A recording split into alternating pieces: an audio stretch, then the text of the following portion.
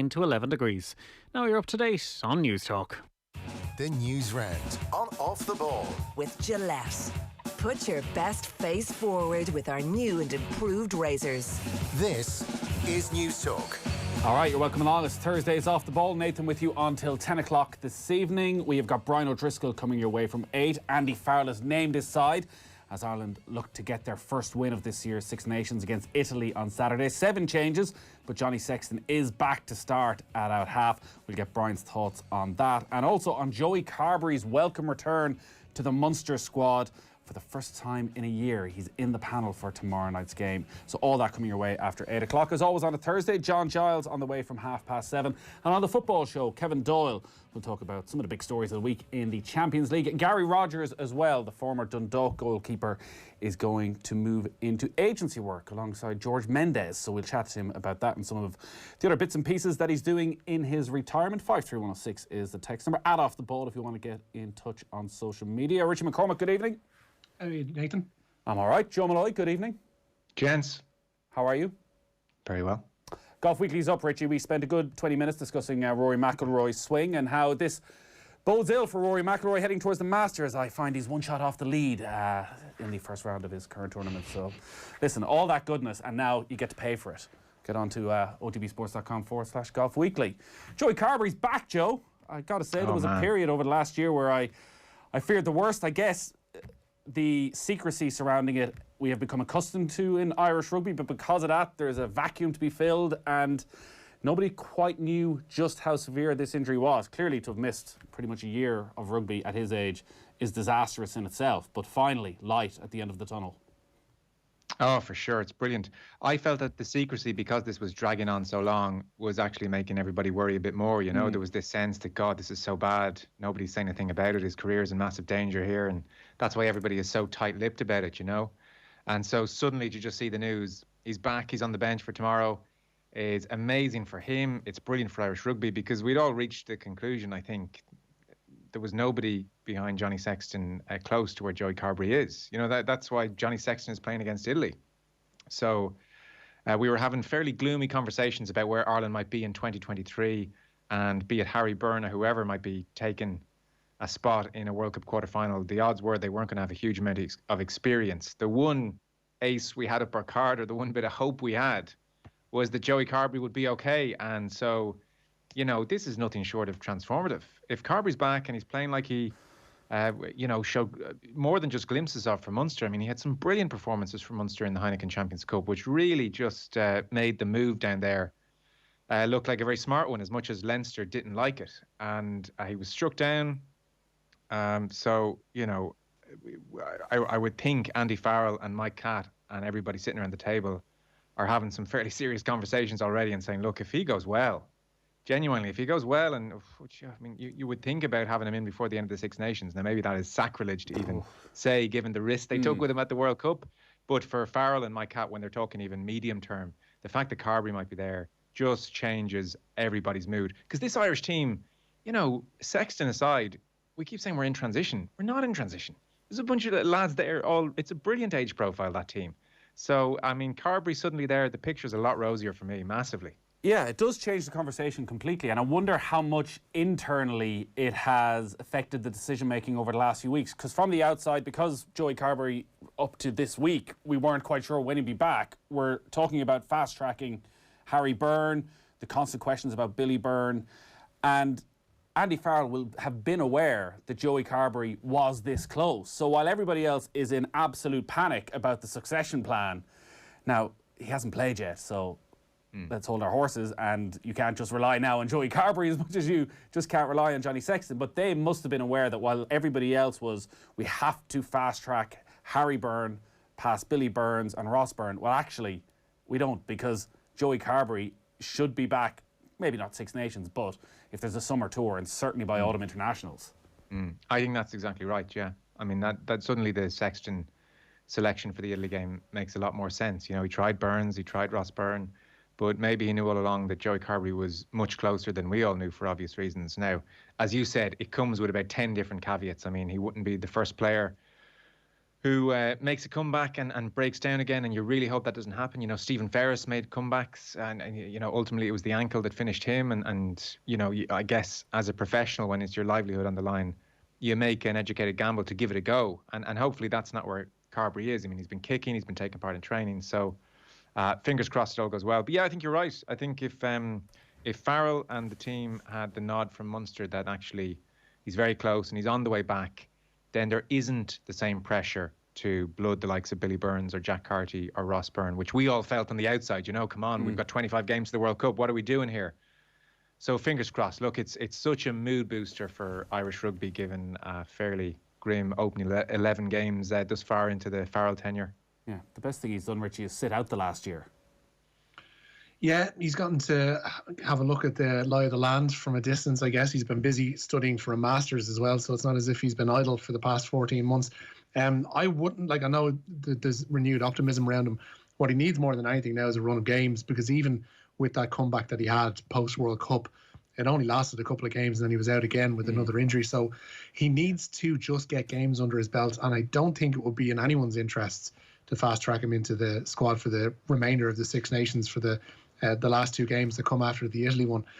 Just let him get game time under his belt at Munster, whether that's a number of appearances off the bench and a couple of starts between now and the end of the season. Maybe pick him for probably pick him for the summer tour and then see how he goes from there.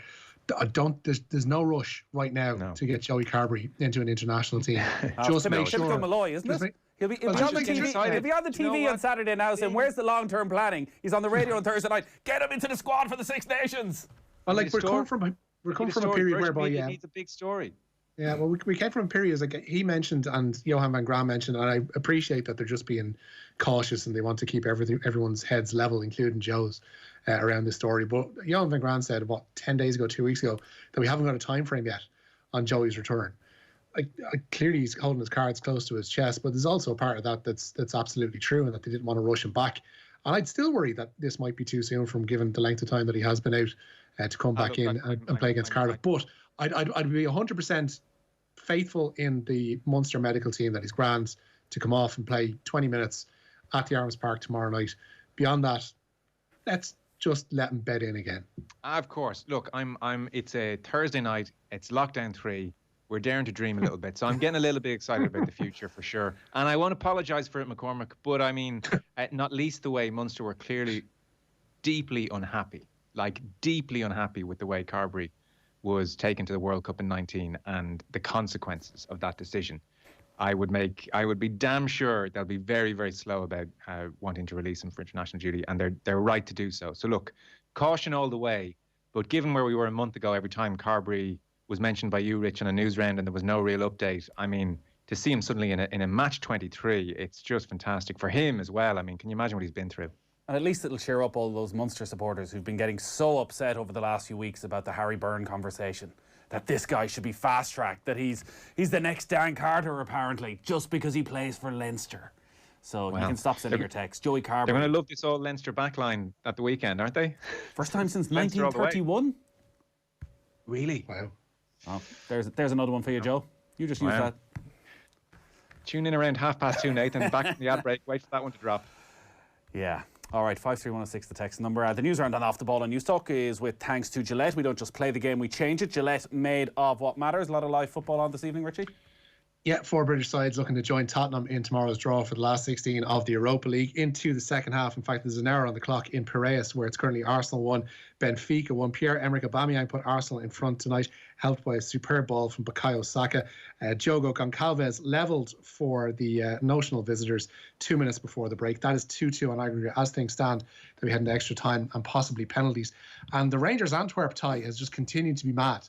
At Ibrox at the moment, with just under an hour played there. It's Rangers 3, Antwerp 2 on the night. Rangers now lead 7-5 on aggregate. The defending for both sides has been comical, and there will be more goals between now and the final whistle. But 7-5 Rangers currently lead on aggregate, 3-2 on the night. There's an 8 p.m. start at the King Power, where Leicester and Slavia are far more sedate, 0-0 after last week's first leg in the Czech capital, while Manchester United are going to merely rubber stamp their place in the last 16. Ole Gunnar Solskjaer's side resume 4-0 up on Real Sociedad.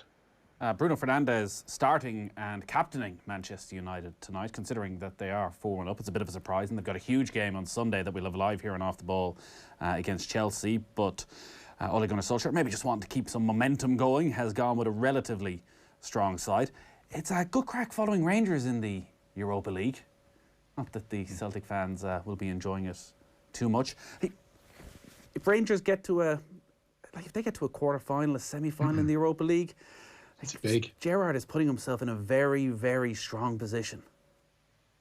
For what? What's his next move, do you think? Yeah, I was just going to say, so Klopp's at Liverpool for the next 4 or 5 years. Let's say that for a second. I don't know if he is. No, I don't know. Let's say that for a second. Let's say that for a second. Where would Gerrard's next move be if it was a Premier League club? What level is he pitching in at? Would he go to Palace? Is Palace too small for him? Like Roy Hodgson, you would expect will leave this summer. Does he get the Leicester job if Rodgers moves on? Too big a job. I think what he wants is a fairly settled medium to large size club now. If he's heading on from Rangers, he might well be quite happy there. But Palace have a lot of players in and around the 30-year-old mark. They have a lot of players this summer who they regularly play are going to be out of contract as well. So there's a massive rebuilding job to be done at a club like that. And then again, if Gerrard wants to take a job like a Crystal Palace and it doesn't necessarily go well, like you're suddenly way down the ladder. You'll never be short of a job, but you're not going to be touched by essentially the club that he wants to end up at, which is Liverpool or possibly a big club abroad. It's a big decision for him where he goes next. Similarly, Frank Lampard's probably in the same boat after what happened at Chelsea. He's better off sticking where he is at the moment and seeing what arises over the next while. But at Palace, I think would be too messy for him to go in and do a complete overhaul just there just yet. 2-1 Benfica, by the way. They now lead 3-2 on aggregate. Wow, that'll be a bit of a setback for Arsenal. I've always struggled to warm to Gerrard, but particularly as a manager, everything is just so stereotypical of what a manager should. The way he dresses, the way he talks. There's nothing of interest. No, I'm not having it at all. I've always presumed his ego would be too big to succeed at Liverpool as manager. He still sees himself as Mr. Liverpool. It's a similar scenario to, I think, when Graham Souness went back in there, or a Roy Keane in management. I don't think in his eyes there's many players can live up to what he did. I disagree.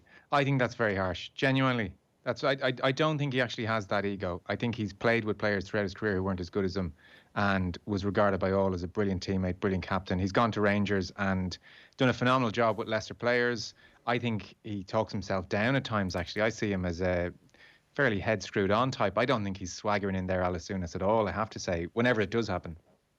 I think Liverpool are quite happy to get rid of him when he was under-19 manager, let him go off and sow his wild oats elsewhere and not have him, when at the time Klopp was still betting in very much at Liverpool, not have him hovering over the incumbent manager. I don't know, it's never struck me as something that would be a good mix.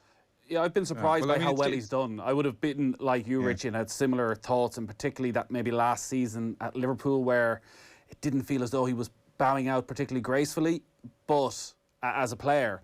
But the job he's done at Rangers, and to bring them up and to not just surpass Celtic, but to absolutely run away with that league title. Like, his reputation is already far greater as a manager than I ever expected it to be.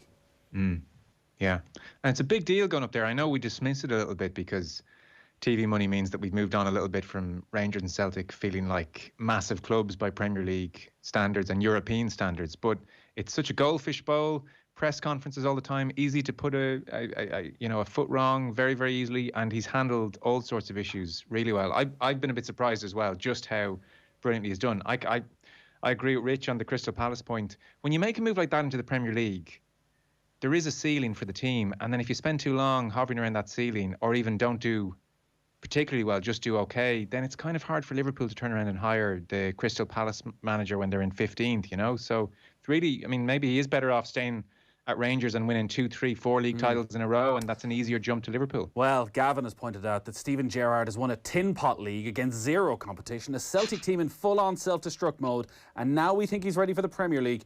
No chance. Hapoel Nicosia beckons. Wowzers. Joe, Nathan, Richie, I'm in no way an expert on rugby, but I am curious as to why JJ Hanrahan was never ever mentioned during the replacement number 10 debate. Surely he would be more experienced than any of the Burns fellas, but his name was never mentioned. Just wondering. Thanks. Im Cork, love the show and can't wait to sign up for the new Golf Weekly podcast. I'll just do it now, Im Cork. Why wait? Yeah. I guess we've any amount of podcasts you can listen back to over the past few months about JJ Hanrahan, where there's a lot of love and a lot of expectation, and a week later, Joe, it just hasn't happened. That lack of consistency kills him. A lot of talent from an early age, and look, too many big moments. He's not quite delivered. Now he's had some great moments. I mean, Claremont away this year was phenomenal, but there have been missed kicks at crucial moments, which have just led to too many people not being sure about his ability to handle the pressure, which obviously at test level, as Billy Burns will tell you at the end of the game in Cardiff, is pretty important. So I think consistency and those big pressure moments have gone against him, unfortunately. Well, he wasn't in the mix for this weekend, but the team has been named, Richie. Yeah, Andy Farrell making 7 changes to his Ireland side for Saturday's Six Nations game away to Italy. Jonathan Sexton, as expected, returns about half, having missed the defeat to France with a head injury. But Conor Murray misses out with a hamstring problem, and Jamison Gibson-Park is retained at scrum half. Jordan Larmour replaces Keith Earls on the right wing with James Lowe on the left and Gary Ringrose and Robbie Henshaw in the centre. There's a new front row combination of Dave Kilcoyne, Ronan Kelleher and Tyke Furlong, while James Ryan is also back from a head injury to partner Ian Henderson in the second row. That sees Tyke Byrne move to the blind side with Will Connors on the open and CJ Stander at number 8. Craig Casey and Ryan Baird could make their debuts off the bench. Farrell asked today if he was desperate for Sexton to stay on despite the 35-year-old conceding earlier this week, and he might not be around for the next World Cup. Desperate. Look, as long as Johnny keeps on giving to Irish rugby, obviously he'll keep putting his foot forward to be in the equation, won't he? You know, he feels good at this moment in time. His appetite's as strong as ever. He's certainly one of those guys that makes the feeling in the group feel right, and as long as that appetite stays, I'm sure that we'll keep moving in the right direction regarding that. The breaking news today, Richie, is that a long contract extension at Virgin Media for Joe Malloy. The Six Nations is never ending. Good Lord. Really? Does that mean I get some fill-in gigs? Keep the money flowing. Oh, yeah, pay me all the way to July, guys. Push that France-Scotland game back. Any word on when it's going to happen? It seems, at least according to the French media, that the postponed meeting of France and Scotland won't be played until July. The France camp reporting today another positive COVID-19 case after 2 days of negative results. Ronan O'Gara is going to be happy about this one. Lara Shell, Propawini, Antonio. There's a 12th player in the squad to test positive since the defeat of Ireland. Six Nations organisers want the game to be played on March 6th or 7th. However, Scotland may not have all of their players available due to prior commitments with clubs, which could lead to a lengthy delay to that game being played and would utterly ruin the seeming conclusion to this year's championship, which looked like it was going to be a Grand Slam showdown between Wales and France. Yeah, in one way, Joe, it's out of everybody's control, these COVID cases, but the fact that they can't play it the week after when there is that break week, again, just shows the power that the clubs have, even over the premier rugby competition in the Northern Hemisphere. He's been silenced. He's got the hump. Did I go there? Am I back? You're back. You're back. I missed your entire question. Oh, I heard in one way, Joe, and I thought it was going to be another one. It doesn't look like this is going to happen in the break week, is essentially what I was saying, when really it should. Yeah, it's isn't it? I mean, we are now going to be sitting there on March 20th, and we'll be signing off saying, well, France probably will still win the Grand Slam. They just have to beat Scotland in Paris, but we'll see when we see everyone. So it's so unfortunate. You just wonder, is that going to be the end of it? You know, like that's out of control, it seems, in the French camp. I mean, you wouldn't be surprised if there are more positive cases, unfortunately, into next week, and then you have to quarantine for 14 days. So heads could roll over this one as well. I've been reading a lot in the French media over the past couple of days. There's a lot of fingers pointing towards Fabien Galtier and his role in bringing the original case into the squads. The French Vice President of French Rugby, Serge Simon, blamed a trainer that had been working with the French Sevens, but there's others that have said that account is completely false. And again, fingers pointing at Galtier. Roxana Maracineanu, the sports minister over in France, wants an internal investigation into how this had happened, because they'd put the foot down and said that these protocols need to be in place. These specific protocols need to be in place if they're going to play anything beyond the opening game of the campaign. And they did them, and yet still somebody somewhere has messed up, and it looks like it could be Galtier. And you'd wonder about his future if that does happen to be the case, because when it's going to a governmental level and they ain't happy, someone's got to go. Yeah, there's certainly been a blame game. I know the French were maybe trying to imply that they had picked it up while they were here in Dublin a couple of weeks back, but yeah, we haven't heard the end of this. Golf, Richie, the World Golf Championship underway? Yeah, the Workday Championship is underway in Florida at the moment. Rory McIlroy and Shane Lowry both in the field for this one. McIlroy has dropped a shot in the last while. He is back to 2 under par through his first 10 holes there in Florida. Shane Lowry, he is level par through 8. The early lead in Florida held by Wade Ormsby and also Joaquin Niemann of Chile on 10 or 5 under par, pardon me. Just check where McIlroy dropped those shots. He picked up 3 birdies on his outward 9, but he has dropped back to 2 under par with 8 to play. And meanwhile, in Puerto Rico, Seamus Power, pardon me, is just 3 shots off the lead there. He opened with a 69 today to finish up on 3 under par. Padraig Harrington is 2 under, a 70 for the European Ryder Cup captain today. And Harrington is 4 shots off the lead of the 4-way tie at the top. Robert Garrigus, home favourite Rafael Campos, Taylor Pendrith and Lee Hodges all on 6 under. Yeah, these are big weeks for a player like Seamus Power, where the best players in the world at the World Golf Championship, but actually a Puerto Rico Open victory can get you all sorts of benefits for the coming years. We cover the World Golf Championship and obviously a lot of talk about Tiger as well and the accident on this week's Golf Weekly, which is up now on all our social channels, and we are moving to Patreon on March 11th. You can get all the details on that on OTBSports.com/Golf Weekly. The Aintree Grand National, it is happening. Yeah, before I mentioned that, Kieran Tierney has levelled for Arsenal on the night. It's a 2-2 now in Piraeus with 18 minutes to play. It is 3-3 on aggregate, but at Benfica now on away goals. This year's Aintree Grand National, as you mentioned, Nathan, will be run as planned on April the 10th. Crowds are set to be allowed to return to British sporting venues in May, leading to rumours that the 173rd running of the famous steeplechase could be delayed. But the Jockey Club today announcing that they've opted to keep the current date, meaning no spectators will be present at the Liverpool course. The old prediction of maybe Stephen Gerrard staying at Rangers and winning 4-5 hasn't gone down well. Paddy and Letterkenny, behave yourselves. Hang your head in shame, lads, with the Gerrard Rangers love. In 1 trophy in 3 years, says Jim and Marino. Well, let's give it time. 53106 is the text number. Keep them coming. I think we are pretty much done. Richie, thank you as always for that. Cheers. Joe, thank you. Enjoy the weekend. Evening, fellas. See ya. All right, so the plan for the evening, coming up in a moment, we will talk to John Giles. After 8, Brian O'Driscoll will be with us, and then on the football show, we'll check in with Kevin Doyle and Gary Rogers.